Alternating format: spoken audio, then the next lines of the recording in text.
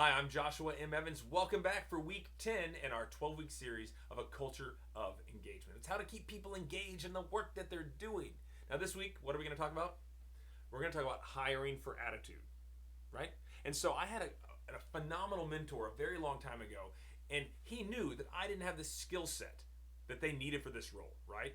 It was a role a bit above where I've been working before. But he brought me in and goes, Josh, I'm not hiring you for your skills.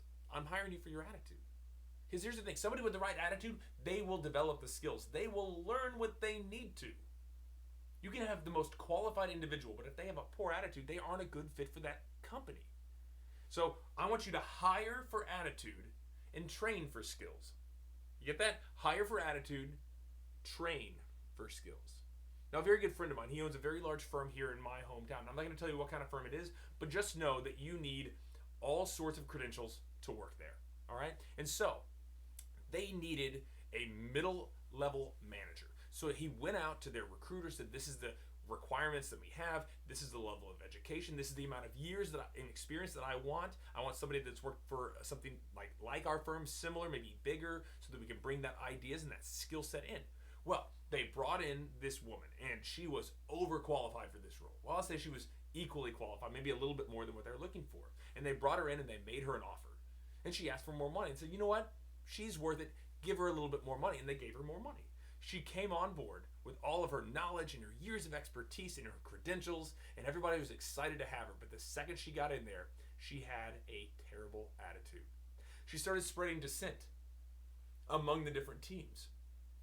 She started undermining the leadership and executive team and the partners at this firm.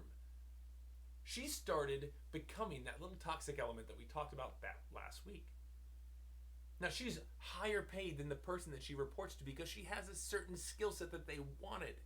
But they spent so much time worrying about, does she have the right skills or the right credentials? They didn't stop and ask themselves, does she have the right attitude? Because it could have taken somebody with a great attitude and less experience, paid them less money, and trained them up to the stage that that woman was at. But instead, they've let that fox into the hen house. They let this toxic element into their organization. Within 6 months, they had to let her go. And they spent lots of money in not just bringing her on, but in training her and, living up to every little expectation and request or demand that she made to be brought on, only to be shown the door after 6 months. That's because they focused on the wrong thing. Hire for attitude.